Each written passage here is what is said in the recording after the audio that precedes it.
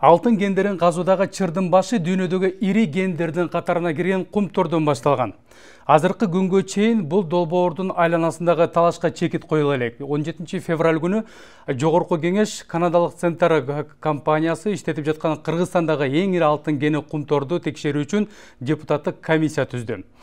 Депутаттар Кумтордун жаратылышты коргоо жана өндүрүштөгү коопсуздукка байланыштуу аткарып жаткан иштерин жана буга чейинки парламенттик жана мамлекеттик комиссиялар тарабынан кабыл алынган токтомдордун аткарылышын текшергени жатышат.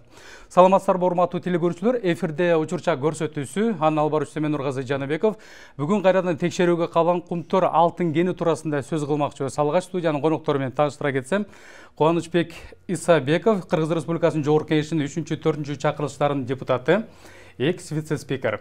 Ошондой эле Дүйшөнбек Камчыбеков, Кыргызстандын Тоо кийинчилер бирикмесинин төрагасынын орун басары.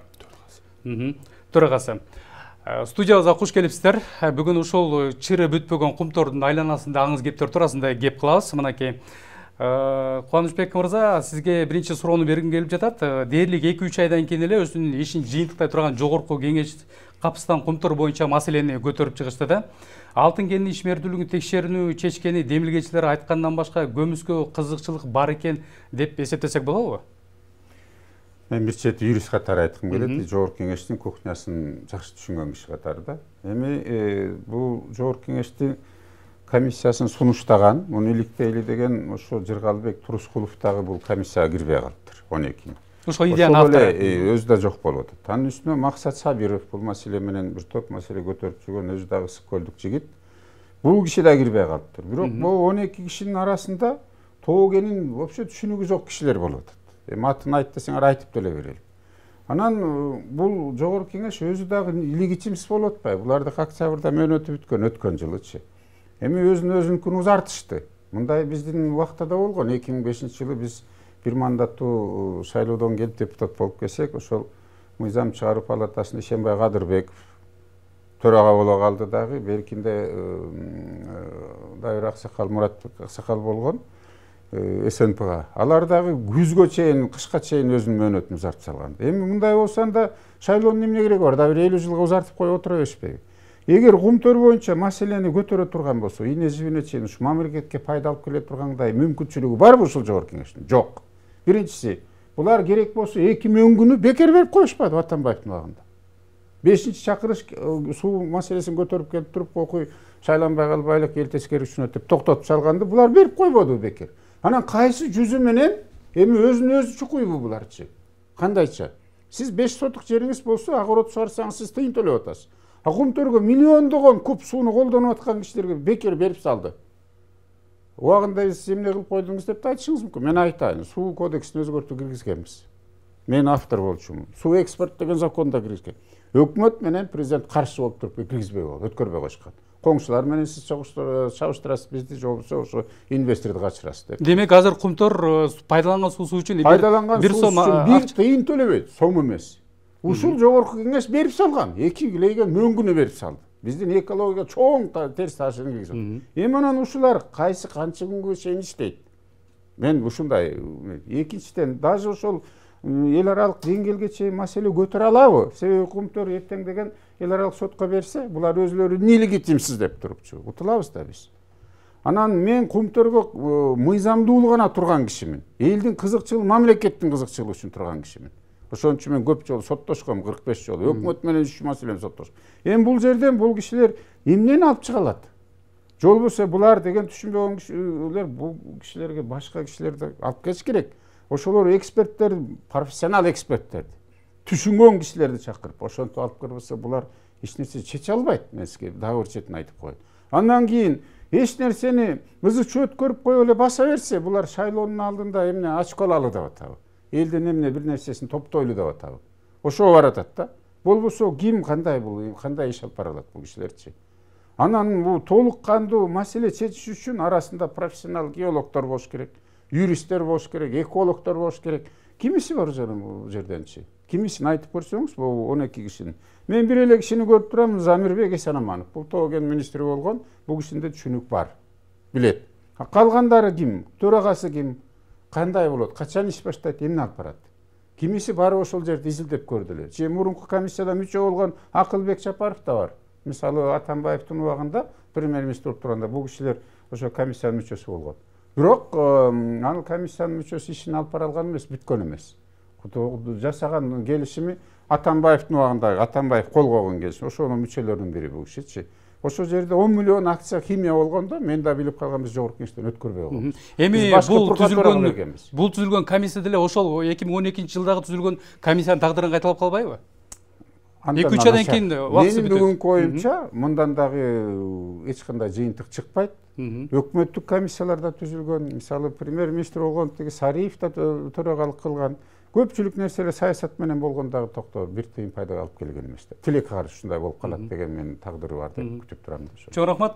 Кубанычбек Дүйшөнбек мырза, айтсаңыз, ошол көпчүлүктү түйшөлткөн маселе жана суроо да азыр коомчулукта. Эмне үчүн дайым эле Кыргызстанда бийлик алмашкандан кийин ошол кумтордун ишмердиги боюнча ошол маселе көтөрүлүп чыгат? Анын себеби эмнеде? Бул 92-жылдан бери башталып келе атпайбы бул маселечи? Генералдык келишим түзгөндөн кийин. Биринчи кезекте бул биринчи бийликке келген чоң кызматтагы адамдар өзүңүз суроо коюп аткандай, мен эмне кызмат кыла алам, кандай пайда келтире алам, ошонун ичинде кандай жолдору бар деп биринчи кезекте ошол кумтөрдү көздөйт экен да. Кумтөрдү бул баштан бери ошол Кыргызстандын үлүшү дагы туура эмес болуп калган. Бүгүнкү күндө бөлүнүп аткан алтын дагы эми башкача болуп бөлүнүп атат, экономикалык пайдасы дагы аз болуп атат дегендей маселе коюлуп келген да. Ошол маселенин үстүндө кийинки Баки президент болуп келгенде дагы жана 2009-жылкы келишим кол коюлган да. Келишим кол коюлуп, ошонун негизинде көптөгөн мисалы налог түрүндө анын ичинен жанагы валовый доходдон түшө турган пайда 14% түшүш керек деп ошондой бир жетишкендикке келди деген бир жыйынтыкка келишкен да. Андан кийин Атамбаевдин учурунда дагы комиссия түзүлүп, алар ошол 2006-жылы, 2007-жылда иштешкен, иштеп биздин ошол Кыргызстандын ушул кумтөрдөгү үлүшүн көтөргөнгө аракет кылышкан да, Бирок ошол эле мезгилде ошо Кубанычбек мырза айтып кеткендей, көп талаш тартыштар болуп аткан, ошол водный кодекстин жанагы 62-67 берелери боюнча ал жерде иштөө иштерин жүргүзгөнгө болобу деп, иштөө иштерин жүргүзгөнгө эмес, разработка эмес деп коебуз биз, чалгындоо иштерин жүргүзгөнгө да болбойт деген беренелер менен жазылган да. Бирок ошого карабай водный кодекске да өзгөртүүлөр киргизилип калган да, иштетиле берсин деп. Эми мына бүгүнкү учурда биз деле ошол адистер мындай деп түшүнүп атабыз. Биздин эми урматтуу жаңы шайланган президентибиз Садыр Нуркожоевич дагы өзүнүн ушу Тоо-Кен тармагындагы маселелердин ичинен ошол эки маселе көтөрдү. Бирөөсү ушул кумтөрдөгү келишимди пересмотр кылыш керек, анан жер үй кенин дагы келишим түзүп, аны дагы мына кайра карап чыгып келиш керек депчи. Ошол боюнча биз уккан маалымат боюнча Кыргыз алтындагы анын үстүндө турган ошол Центерадагы совет директорат мүчөлөрү дагы ушул баягы жол менен иштеп келе жатышкан. Анан мен бүгүнкү күндө адис катарын мен дагы ушундай бир ойго келип атам. Бул дагы ушул кумтөрдөн дагы кандай бир пайда түшүрсөк болот, ошол келишимди кайра карап чыксак болобу деген бир ой максат менен түзүлүп аткан нерсе да. Ошол эле учурда мен Кубанычбек мырзака кошулуп кетет элем. Ушул маселени көтөрүүнүн алдында адистерге кайрылып, мисалы комиссия түзсөк, комиссия эмне иш алып бара алат? Бүгүнкү күндө ал жердеги ошол запастары, корлору боюнча кандай маселе турат деген мындай суроолорду койсо, биз адис катарында айтат элек да. Биз мисалы бийлик тарабына дагы, кумтөр тарабына дагы мисал тартпай, адис катарында гана өзүбүздүн оюбузду айтканга такай аракет кылып келебиз да. Мына бүгүнкү күндө акыркы ушул 2019-жылы Сапар Исаков даярдаган жана стратегиялык келишим 8 жолу Абылгазиев өкмөтү тарабынан кол коюлбай, коомчулукка да тааныштырылбай, жогорку кеңешке да алып чыкпай кол коюлуп, ошол келишимде дагы көп көйгөйлүү маселелер бар деп биз дагы көтөрүп чыкканбыз да. Ичинде туура эмес болуп калды деп. Ошол мезгилде ошол Центера жетекчилик мындай ойго келип атканда, мына бүгүнкү күндө ошол кумтөрдөн түшкөн пайдадан, акчадан булар башка өлкөлөрдө, ошол эле Турцияда Оксуд деген, ошол эле Северный Канадада Hard Rock бүгүнкү күндө бирок сатылып кетти. Маунт Миллиган, Кайли деген көп кендерди, алтындар даярдап койгон да. Эми баягы содержанияларына карап келгенде эсептөөлөрдүн негизинде өздөрүнүн берген эсептөөлөрдүн негизинде 900 тоннага жакын алтын башка өлкөлөрдө даярдалды да. Бүгүнкү күндө алар кумтөрдү сатып ийип кетип калганга даяр. Ушул кумтөрдү алабыз деген Кытайдын Шаннун компаниясы көз салып артып жүрөт да, ушул кенди мен сатып алсам деп. Анан бүгүнкү күндө мындай да. Мына 2020 жылдын 1 январга алган маалыматы боюнча бизде ГКЗ деп коебуз, Госкомиссия по запасам деп. Бул ошол корлорго запасына түздөн түз жооп бере турган мекеме геологиянын алдында. Ал жерде болгону 71 гана тонна алтын алган экен. Ошонун 45 тоннасы центральный участокто, 16 тоннасы юго-западныйда, 10 тоннасы сары түрдө да. Эми 2020 жылда дагы булар өздөрүнүн ишмердүүлүгүн жүргүзүштү. Мына 9 айдын маалыматы менен алганда 15 тонна, бүгүнкү күндө мүмкүн бир 17 тоннадан көбүрөөк алтын алды. Эгер алда алтын алынып кеткен болсо, бүгүнкү күндө бизде ГКЗнын запасында турган 40 тоннадай эле алтын калды. Чоң рахмат. Дүйшөнбек мырза, бул запаска кайрылабыз. Кийинки суроо баса берилип кетүүчү жагдай мынакей 17 февраль күнү жогорку кеңеште атайын ушул кумтөр маселесин көтөрүп чыгуу үчүн комиссия түзүлгөн 12 эл өкүлдөрүнөн турган. Биз бүгүнкү талкууга ошондой эле 12 мүчөдөн көпчүлүк бөлүгүнө телефон чалып, бүгүнкү студияга Момбековду да чакырганбыз, бирок тилге каршы аз убакыт калганда келе албашын билгизди. Анткени көп маселелер ошол маалымат каражаттарына чыгып кетпөө аракети үчүн ошо суранышкан башка эл өкүлдөрү да. Ошондой эле Кыргыз алтын ишканасынан дагы биз өкүлдөр чакырганбыз, бирок тилекке каршы ал жерде дагы башаламан болуп жатканына байланыштуу ал жакта да өкүлдөр келе алышкан жок. Кийинки суроону Кубанычбек мырза сизге бергим келип жатат. Ошол 2012 жылы дароо эле мамлекеттик жана депутаттык комиссия түзүлгөн экен да. Алардын акыркысынын чечиминде кумторду коррупциялык долбоор деп атаган экен. Эми экологияга зыян тартып бюджет чоң каражаттан четтеп калганы айтылганда, ал комиссиянын ошол кездеги эл өкүлү азыркы президент Садыр Жапаров жетектегени да маалым. Ошол комиссиянын чечимдерин эми эске алып аткарууга болобу? Андан бери бир топ суу агып кетти. Мен бул киши айткан цифрага кайрылып кетким келет. Мисалы, бул Советтер Союзу убагында кумтөрдүн запасы бекитилген. Ошого аябай катышып, башынан аягына чейин жүргөн биздин да геолог мамлекеттик премиянын кавалерлеринин бири доктор профессор Кубат Осмонбетов деген аксакалыбыз бар. Ошол кишилер иликтеген убакта да Союзда бекитилген, бул Кыргызстандан бекитилмес, Советтер Союзунан 716 тонна депчи. Андан кийин жана борбордук аянттан эле тереңдеп киргенде дагы 10 тоннадай ашыгыраак чыккан. Эгер эсептеп көрсөк, орто эсеп менен алганда, булар 97-жылдан баштап алтынды каза баштады, продукция. Ага чейин 92-ден баштап фабрика куруп, коммуналдык техник чарбасын жасап келип турду. Анан 2007-жылы Кыргызстан менчигине өкмөтүнүн управлениясына өтмөк. Кыргызстан өкмөтү башкарып калмак. Ага чейин булар алган алтындарды эң ашып кеткен 19 тоннадай алып калган. Болбосо 16, 17, 18 тонна менен келет. Эсептеп көрсөңүз болгону 400 тонна алтын алынды. Андан кийин азыр запасы 50-60 тонна калса, калганы кайда кетти? 400 тоннадай алынса. Бул вопрос болуп турат, чоң суроо. Анан кыргыз журтчулугу, эл баары эле, ушу бийлик бүт баары эле айтат, алтын делечи. А жанындагы күмүш кайда? Эл ойлоп атат, буну деген канадалыктар алып кетип атат деп. Жок, бизде деген Тоген комбинаты бар Кыргыздын багыначы. Тиги жерден Доре деген эле чыгат фабрикаданчы, бөлкөн аңга окшошчу. Анан алып келип бул жерден анан бөлөт да. Мисалы Монголияда андай жок. Алар деген Канадага ташып барып ошол жерден бөлүнөт да. А күмүштөн мен изилдеген мунучу. Аябайчы. 2009 жылда эстеп кетпеди бул киши. 2008 жылдын 1 январына чейин эсептегенде ошол жерде 62 тонна күмүштү биздин кыргыз алтын саткан. 62 тыйыны бюджетке кетип түшкөн эмес. Бул мамлекеттик акционердик кол. Бул көмүскөдө калып кеткенби? Сатылган акчасы да жок. Улам эле кыргыз алтынга келген кишинин баары түрмөгө тыгылып атат. Анан кыргыз алтындын Центерады башкара турганда мүмкүнчүлүгү бар. Себеби совет директоров го Центерада 2 мүчөсү бар. Вице-президенти да бар Кыргызстан жаран. Алар эмне кылып атат? Бул маселелерди эмне үчүн көтөрбөйт мына? Андан сырткары мен силерге бир кыргыз журтчулугу билбеген фактылар бар. Кумтөрдүн эсебинен Турцияда алтын келин сатып алынган. Кумтордун эсебинен Россияда Тывада кен турат. Ал тургай Канадада мына алтын уже добычасы бар атат. Эмне үчүн биздин үлүштөрүбүз журтчулугу билбейт? Кайда биздин мисалы макул 26,5% калыптыр. 33-кө чаардык эле болгон. Андан кийин Боро кенинен 42 тонна алтын алынган Монголияда. Ренгенин сатып жиберишти.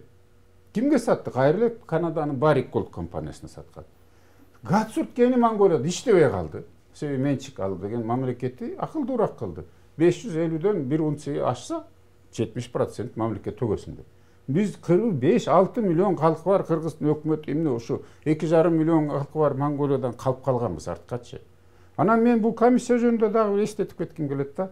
Да, бул комиссияда мүмкүн атуулдар бар жасайлык деп атат. Бирок кайсы мөөнөттө бүткөрөт бул комиссия? 1-2 айдан кийин бул жогорку кеңеште жок болот. Башкасы келет. Анан бул легитимный болуп атпайбы азырчы? Конституцияны кабыл алышабы же бул комиссиясынын жыйынтыгын чыгарышабычы? Анан бул жерденчи эгер толук кандуу эниктеп Кыргызстанга пайда алып келе турган болсо, убакыт болуш керек буларга. Биринчиден, экинчиден профессионалдуу подход болуш керек. Мыйзам чегинде жасаш керек. Эртең ушул жерден бизде 66 киши өлдү Кумтөрдөнчү. Ар кандай себептер мененчи. Ошол эле техникалык регламент нарушениясы менен бир тобу жүрөк оору менен өлүп атышат. 129 киши биринчи, экинчи группадагы инвалид болуп калды. Кайсы кимди жоопко тартты сиз сурап көрсөңүз? Эч кандай. Биздин бир Кыргызстандын бир ишканасында бир киши өссүнчү. Баласы 18 жашка чыкканга чейин төлөтөт анчы. Же инвалид болуп калсын. Эч ак түрмөгө отуруп азабын бермейт. Эмне үчүн башка мамлекетке бүт эле уруксат мунучу? Эмне үчүн мүмкүнчүлүк ушунчалык бергенбиз?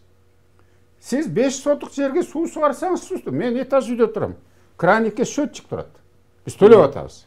Эмне үчүн булар төлөйт? Ушуну бул жогорку кеңеш өзгөртүп киргизгенге акысы 100% бар.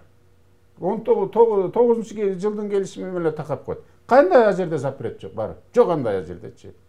Экологияны салкын көтөрсө эмне болот эле? Жол болсо ошо Сапар Исаков кол койгондо эмчи жогорку кеңеште бекитилген жок. Бизде де эл аралык келишимдер жөнүндө закондун 11-чи беренесин карасаңар, бул тоо кендери жөнүндө келишимдердин бардыгы жеке менчикпи, чет элдикпи бардыгы жогорку кеңештен ратификациядан өткөн. Мыйзам түрүндө. Ага чейин мыйзам түрүнө чыгыш үчүн иликтеп, жиликтеп, ийне жибин барын караш керек да.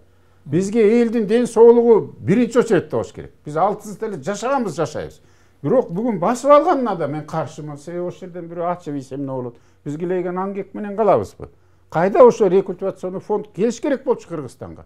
Мурункусун эле шыбаганга кыйынбыз. Мурунку бийликтечи. Макул ошол Атамбаев, Акаев, Бакиевтерди жамандап атышат. Кийинки бийлик эмне алып келип койбойт ошонучу? Алар бертең силер айткандай кетип калса, биз эмне менен анын калыбына келтиребиз? Монголияда биз өз көзү менен барып тартып келген.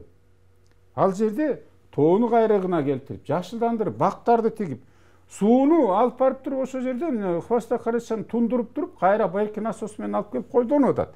А бизде деген агызып атпайбызбы Нарын дарыясына 3 этап менен Хвостокарачаны бүткөндөй.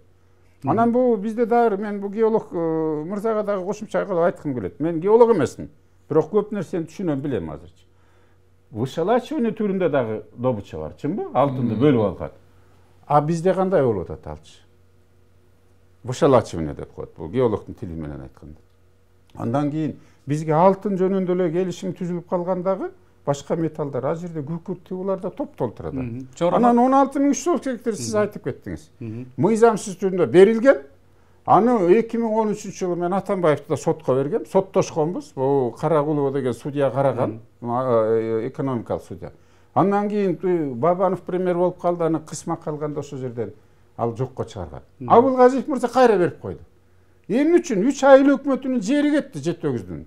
Ырдык, Липинка, Жетөгүз айылын өкмөттөр. Кызыл китепке кирген жерлер кетти. Ал жерде эмне булар каалагандай колдонуп атат? Бир тыйын жер налогун төлөдүбү? Жок. Ал деген бул берки келишим менен эч эшес жок. Андан сырткары бул жерде криминалдый маселе бар. Ал жерге Кумтөр канадалыктар алып келип бир тыйын төлөбөй, тамы, бажы, салык төлөбөй алып келип туруп колдонуп атат. Эмне үчүн мындай? Сиз бир нарушение кылыңыз, чек арадан 10 литр солярканы бекер алып келсеңиз, сизди камап коет. А тиги жерде миллиарддаган сомдор кетип атат бизде. Ушуну көзү жетеби бул парламенттик комиссия ошону иликтеп аягына чейин чыккан? Мен көзүм жетпей турат. Чоң рахмат. Мынакей азыр жогоруда Кубанычбек мырза дагы баса берилип өттү. Дүйшөнбек мырза, айтсаңыз, негизи эле ушул өнүккөн мамлекеттерде, ошо тоо кен тармагында ошо кең байлыктарды иштетүүдө алар башка мамлекетке келип ошол ишмердүүлүгүн жүргүзөт да. Ал эми өнүккөн өлкөлөрдө өздөрүнүн ошол кең байлыктарын алар запаска калтырып коюшат. Эми үчүн бизге келип иштетет. Биз дагы ошентсек болбойбу ошол максатта? Эми дүйнөлүк практикада андай деле эмес, бардыгы эле ушул кең байлыктары бар өлкөлөр, ошол эле мисалы Канада деп айтабызбы, же ЮАР болобу, же Чили болобу, же Австралия болобу, бардыгы тең эле. Мен алтынга байланыштырып айтып атам. Өздөрүнүн жеринде эле өздөрүнүн мүмкүнчүлүктөрү болсо, каражаттары болсо өздөрү иштетип, же болсо инвестициялар тартып иштетип келет. Бирок кээ бир жерлерде башкача шарттар бар. Ошо мисалы Кубанычбек мырза айтып кеткендей, Монголияда ушул Центере компаниясынын 2 кени болсо, бирөөсү бору иштетилип бүткөн. Ал эми экинчи Гатсурт деген кенин эл иштетпей койгон да. Себеби ал жерде биздин түпкү ата бабаларыбыздын жайлары бар экен, корук катарында биз колдонушубуз керек. Биз үчүн ыйык жер, иштетпейбиз деп отказ кылгандан кийин алар соттошконго чейин аракет кылышкан, бирок жыйынтык болбой калгандан кийин Центере компаниясы Гатсуртту сатып жиберген. Андан сырткары ошол эле Северный Канададагы Хардрок деген бир кени бар эле, 70 тоннадай алтын запасы аныкталган. Аны дагы башка чет өлкөлүк компанияга сатып жиберди да. Бул жерде мен бир маселени баягы азис катарында айтып кетейин деп атам да. Жана Кубанычбек мырза айтып кеткендей, биз бир учурда биздин ошол Кубанычбек мырза депутат болуп иштеп турган учурда биздин үлүштү 33%га чейин жетишкен болсо, ал эми кийинки мезгилде ошол Центеранын өкүлчүлүгү биз ошол жана Маунт Миллиган деген кенди алып атабыз. Ошого байланыштуу биз баягы акцияларды майдалап разбавлять этишибиз керек деп, ошонун негизинен биздин 33%ды 26%га чейин түшүрүп коюшкан да. Анан бүгүнкү күндө мындай акция чыгарып ишпеди. Бүгүнкү күндө мындай мүмкүнчүлүк бар эле да, ошол эмне себептен биздин жана Центерде отурган биздин өкүлдөрүбүз башка кенди сатып алып атканда биздин үлүштөн пайдаланып акция чыгарышат, майдалап, азайтып. Ал эми ошол эле Центере компаниясы жанагы ошол эле Гатсуртту сатып атканда, же болбосо Хардрокту сатып атканда эмне үчүн кайра талап коюп биздин үлүштү көтөргөнгө аракет кылышпайт да. Бул жерде ошондой маселе бар да. Анан эми бүгүнкү күндө биз адистер катарында айта турган оюбуз мындай аша чаап кетти экенден алысыраак болушубуз керек да. Мисалы Абылгазиевдин өкмөтү биздин түшүнүгүбүз боюнча, адистердин түшүнүгү боюнча туура эмес иш жасалган да. Келишим да кичине туура эмес болгон, туура эмес иштер жасалган. Бүгүнкү күндө дагы биз ошондой жолго барбашыбыз керек. Себеби сүйлөшүү жолдору менен ошол эле мисалы подземкада иштете турган мүмкүнчүлүктөрдү табыш үчүн ал жердеги корлорду аныкташыбыз керек. Дагы кошумча ошол эле концессиялык площадь деп коебуз, ошол берилген территориянын ичиндеги дагы болжолдуу корлорду аныктап биз дагы Кумтөр кенинин келечегин узартышыбыз керек да. Эмне себептен? Анткени 19-жылдын жыйынтыгы менен эле, 20-жылдын жыйынтыгы ушул айдын аягында чыгып калыш керек, Кумтөр Центеранын жыйынтыгы менен. 19-жылдын жыйынтыгы менен эле булар бюджетке 14,8 миллиард сом акча берди да. Анан эми ошол акчанын негизинен биз пенсиялар төлөп атабыз, пособиялар төлөнүп атат. Бүгүнкү күндө эгерде мисалы аша чапкандыкка барып кетсек, эртеңки күндө булар даяр деп айтпадымбы? Булар мисалы ошол эле Кытайдын компаниясы сатып ийип, ошол эле тиги сырттагы жана даярдалган кендерге кетип калат. Анан Кытайдын компаниясы келсе, Кытайдын компаниясы менен биз ушул Канаданын компаниянын жетекчилери менен сүйлөшкөндө сүйлөшө алабызбы? Мен оюмча көп жакшы сүйлөшө албайбыз. Себеби ошондой практика ошол эле биздин жанагы Орловкада жайгашкан Алтын кен компаниясында, ошол эле макмалга келген компанияларда ушундай терс көрүнүштөр бар да, Ошол нерсеге барбаш үчүн биз сүйлөшүү жолго өтүшүбүз керек. Өзүбүздүн талаптарыбыз болсо, талаптарды коюшубуз керек. Ал талаптар бар. Мисалы, эмне себептен биздин үлүшүбүз көбөйбөй атат? Биринчиден, экинчиден эмне себептен булар 12-жылдан тартып ошол кезекте 5 километр жердин астында өткөлдөрдү өтүп 186 миллион долларды акчаны кетирип, анан ошону кайра списать этип коюшкан. Эгер ошого биздин бийлик ошол кезектеги Центердагы биздин өкүлдөр каршылыгын көрсөтсө, анда бүгүнкү күндө бул подземка менен иштеп калат эле дагы, жанагы 12 жылдан тартып жана мөңгү маселеси көтөрүлбөйт эле. Мөңгү маселеси көтөрүлбөйт эле, ошо ойдон сакталып калат эле. Ошонун кесепетинен биздин мөңгүлөр да алып барып атыбалга жайгаштырылбайт эле, атыбал жылып барып мастерскойлордо талкалабайт эле, дагы кошумча чыгымдар болбойт эле да. Сиз жогоруда баса белгилеп өттүңүз, кечиресиз. Абылгазиевдин кезинде кандай мыйзам бузуулар болгон деп айтып жатпайсызбы? Тагыраак баса белгилеп өтсөңүз. Мен жана башында да айтып кетпедимби? Абылгазиевдин учурунда Сапар Исаков менен даярдалган стратегиялык келишим. Мурунку сүйлөшүүлөрдүн негизинде жанагы соттошуу процесстери болуп атканда, ошо сотторду процесстердин мындай жолго салыш үчүн Центр компаниясы $50 миллион акча берейли деп ачкан. Андан сырткары жанагы экология маселеси боюнча Амек деген компания $15 миллион акча бөлүнүш керек экология маселесине деп ушундай талап коюп атышкан. Андан сырткары дагы ошол дагы бир териштирүү иштери бар экен, ошого дагы бир 10-15 миллиондой акча бөлүнүп берилсин деп аткан. Бирок ошол жол менен кетпей, Абылгазиевдер башка жолду тандап алышты. Ошол биздин эсептөөлөр боюнча мурунку жол менен кете турган болсо, эми түшүндүрүп айтыш керек, схема түзүп. Анда бизге дагы кичине көбүрөөк анча-мынча каражат түшүп калат эле да. Кийинки жолго түшүп алып туруп, бизге анча-мынча мындай азыраак каражат, биздин эсептөөлөр боюнча бир 15-20 миллион тегерегинде аз каражат түшүп калды да. Экинчи жагынан сүйлөшүүлөр 8 жолу жылдырылып, мындай түшүнбөстүктөр да пайда болду да. Биз азыркы күндө ошондой жолду тандабашыбыз керек. Кубанычбек мырза айткандай, сөз түрдө адистерди кошуп, ал жерде бүгүнкү күндө кууганча экен. Мына булардын өздөрүнүн иштеп чыккан программасынын негизинде 23-жылга чейин булар көрүнүү жумуштарын жүргүзөт.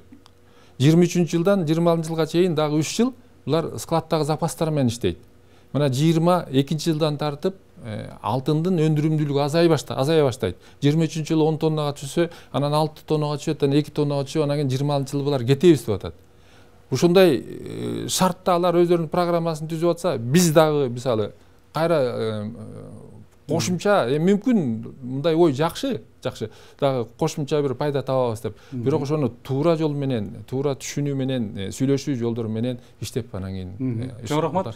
Кубанычбек мырза айтсаңыз, азыр эле мынакей кандай гана өкмөт келбесин, мурдагы өкмөттүн иштерин сындап, жолсу комиссия түзүлгөндөн кийин анын мүчөлүштүктөрү изилдеп чыгышат дагы, ушул коррупциялык иштерге аралашуу бар экенин далилденип чыгып калат да.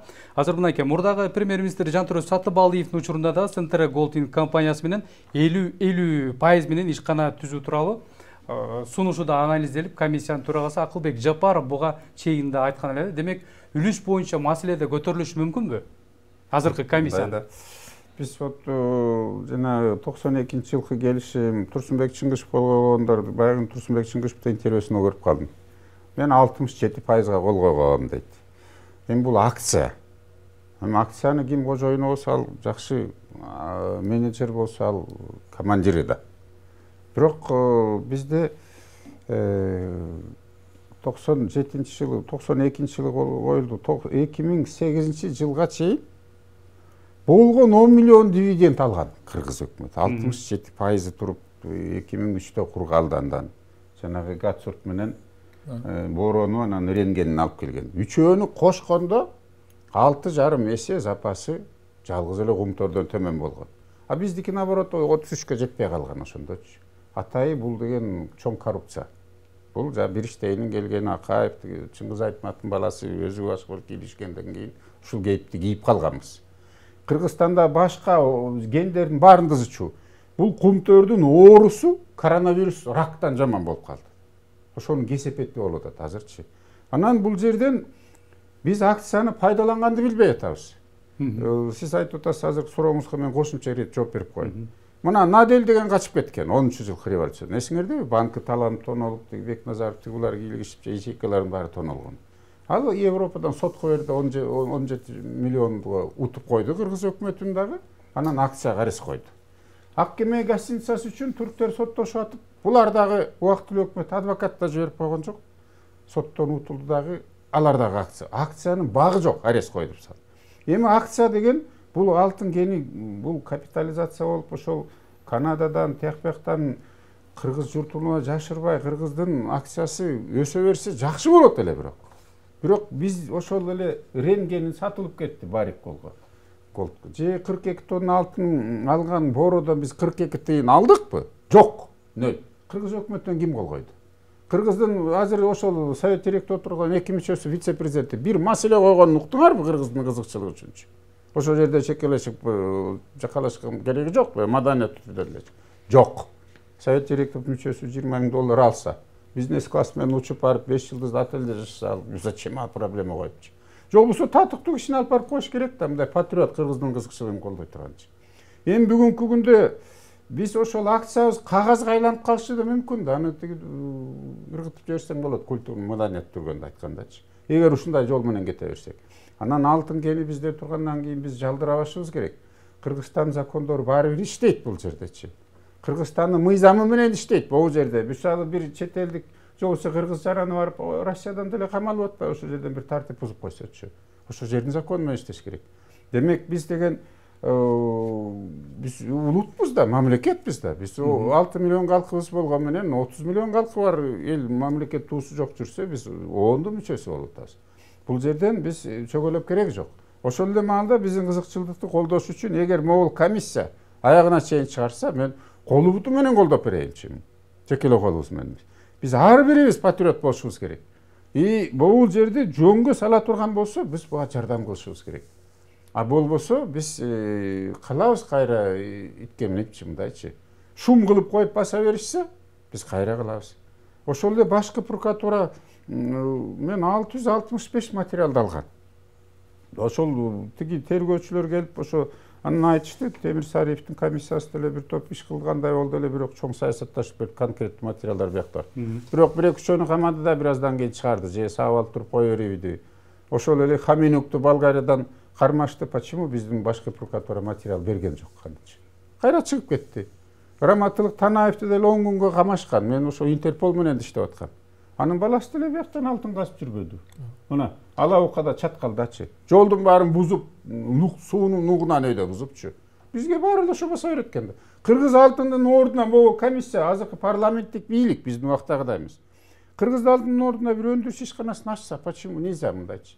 Эмнеге Израиль каш керек, Канада каш керек, Америка, Россия, Турция, Казакстан булардын баары кыргыздын алтынын казат дагы майын калпып кетет.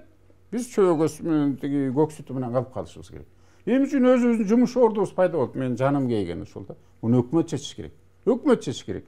Биз жана Абылгазиевди айтып атабыз, эми Кыргызстан патриоту болсо, ошол кишилер мына сиз айтып атпайсызбы, 15-7 миллиондой кур калдык депчи. Андан да көп. Андан да көп нерседен кур калдык да. Бизге деген башка да төлөмдөрдү бир тыйын төлөгөн жок да. Мен да бир кайталап коеюн. Андан көп деген маселени. Акаевдин убагында тиги жерге бул кумтөргө 10.070 гектар эле жер берилген. 10.070 гектар. Ошол жерге алып келип аткандардын баарын салык эмелерден, бажы төлөмдөрдөн бошотуп койгон. Билесиз. 2003. Эми ошол бошолгон нерсени алып келип туруп 16.330 гектар жерге колдонуп атат. Бул преступление да, бул кылмыштуулук да. Миллиарддаган сом азыр бажы түрүндө эле төлөм түшүш керек болчу. Муну ошол комиссиянын акылы жетеби ошону иликтегенгечи? Эмне үчүн ошондой берип салды? Бергенден төлөтүш керек да. Андан кийин бир экологиялык норма болуш керек да. Мына Геолог мырза сиз айтып атасыз. Эмне үчүн сиз үй салсаңыз, баарынан уруксат аласыз. Чертежуна проектисин бүт баарын салып турупчу. Ошол эле ГАИден Север Электро баарына чуркайсыңар.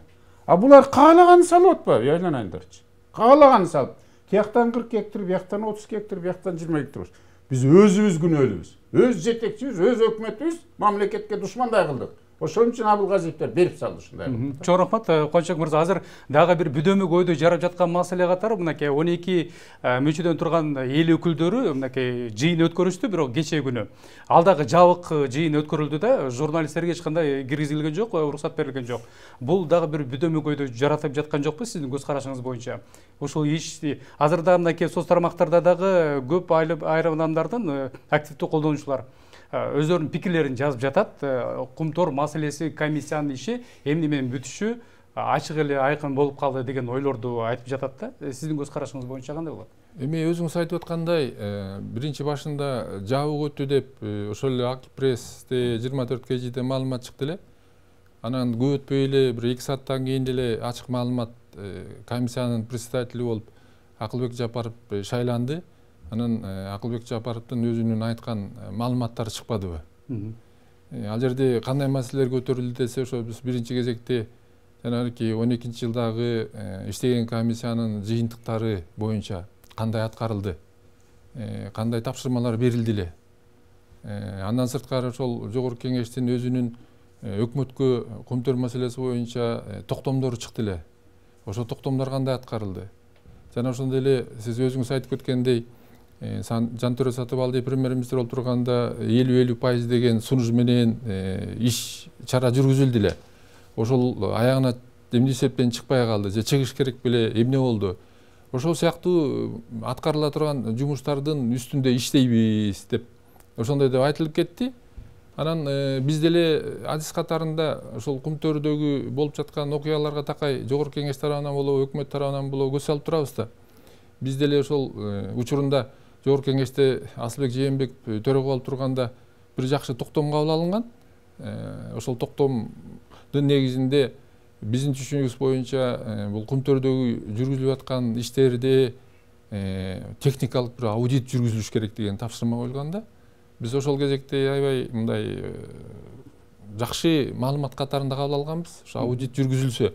Себеби аудиттин негизинде жанагы карьер түрүнө кандай иштелип атат, технологиясы сакталып атабы, запастар кандай алынып атат, ошол маселелердин баары каралмак болчу да. Ошого бир чекит коюлат экен деген ойдо болгонбуз, бирок тилекке каршы өкмөт бул эми 10-жылдарда болгон окуя, өкмөт ошол иш-чараларды жүргүзө алган жок да. Эми ошондой маселенин үстүндө биринчи кезекте баягы ревизия кылган сыяктуу иштейт болуш керек. Бул жаңы түзүлгөн комиссия. Анан экинчи жана жолдорун иштейт болуш керек да. Бул Центеранын жетекчилиги менен кандай сүйлөшүүлөрдү жүргүзүп жолун тапсак болот деп. Чоң рахмат. Кечиресиз, сөзүңүздү алчу. Биз убакыттарды гана байланыштуу. Кубанычбек мырза, сизге да бир акыркы суроону бергим келип жатат. Кыска нуска ошол Кумтөр маселеси боюнча сиз көп жылдардан бери ошол алтын кен ишмердүүлүгүн иликтеп жүргөн киши катары азыр колуңузда китеп дагы бар да. Ошол боюнча кыска нуска айтып берсеңиз. Эскез мына Жантөре Сатыбалдиев жөнүндө сөз болуп калбады. Бул 100% алдоо болгон элди, 50% деген. Кыскача жооп берип койду. Бул жогорку кеңешке алып келгенде мени да жогорку кеңешке киргизбей, ошол жерден сөз бербей турушкан. Бир топ депутаттар маселе көтөрүп атып киргизишкен. Анан мен Жантөре Сатыбалдиевдин жашыруун келишимин мен билип турган киши катары. Ал киши өзү премьер-министр Сатыбалдиев деп кол коюп чакырган комиссияга иштеп. Комиссиясын карасам, ошо Канададан келген юр отделдин жетекчиси Центран. Анан вице-президент болуп Кыргызстанга мен соттошуп жүргөндө Кыргызстанга каршы чыгып жүргөн кишилерди 80 миллион төлөп туруп алып келиптир. Ой, жаке дедим, мен бул кишилер кантип Кыргызстанга жакшылык кылсын деп. 50% элдин кулагына жакшы болот. Бирок башка жагын, медалдын эки жагын карасаңыз, артында Кыргызстандын ошончо акчасын совсем бекер берген келишим кеткен. Акциянын кайсайын тиги болуп турса, анда анан мүлжүгөн каржылыкты биргелешкен ишкана ачат экен да, анан бир кытып коет экен, мегиле 50% алгыла депчи. Ал жерде эмне болуп атат? Хвостохранилище бүт баары Кыргызстанга өтүп атат, $1. Мына Атамбаев убагында газды $1 берген. Эми арзандадыбы газ? Хвостохранилище менен биз калган атабыз, андан сырткары социалдык өлүм тирим бүт баары бизге калган атат. Ошол китеп жөнүндө маалымат бергенсеңиз кыска нуска. О 2011-жылы чыккан бул китеп, бул хроникалык документалдуу. Бул тарыхынан баштап ошо 11-жылга чейинки изилдөө иштери, юридикалык жагы, экономикалык жагы. Анын мунун уландысы да Кумтөр акталбаган үмүттөр дегенди окусаңыздар болот, алар интернетте чыккан. Аталышы Кумтөрдөгү алтын мафия. Кумтөрдөгү алтын мафия деген китеп. Бул жерде ошол Кумтөрдөн башталгандан баштап азыркы күнгө чейин бүт маалыматтар тарыхы бар бул жерде. Мага 1 мүнөт токтоп койсоң. 1 мүнөт. Кыска. Убакыт соңуна жетип калганына байланыштуу бул маселе мынакей бүтпөс дастан сыяктуу эле да, мунун чукуй берсе аягы бүтпөй турган. Кыска нуска. Бул жерде мындай маселе бар да, мына бүгүнкү күндө комиссия иштейт деп атпайбы? Мына биз адис катарында мындай сунуш берет элек да. Бизде ошол жерде 77 миллиондон ашык жөнөкөй акчабыз бар. Ошол акчага алып аткан дивидендтин суммасы бир жылда $12 миллион тегерегинде болот да. Бирок ошол акчанын актив катарында эсептелген суммасы алтындын баасын өскөнүнө жараша $700 миллиондон $1 миллиард чейин чыгат да. Биз ушул жерден жолду пайдаланып, акчадан $12 миллион жылына алгандан көрө Андан көрө 700 миллионго өткөзө алсак, 700 миллионду көтөрүп туруп өзүбүзгө пайда таап алсак, бул чоң жеңиш болот эле. Чоң рахмат, урматтуу конокторум. Мынакей убакыт тардыгына байланыштуу бүгүнкү көрсөтүүбүздү жыйынтыктайбыз. Урматтуу телекөрүүчүлөр, сиздер учурча көрсөтүүсүн көрдүңүздөр. Кумтор кайрадан текшерүүгө алынды деген теманы алганда. Кайрадан эфир аркылуу көрүшкөнгө чейин сак саламатта калыңыздар.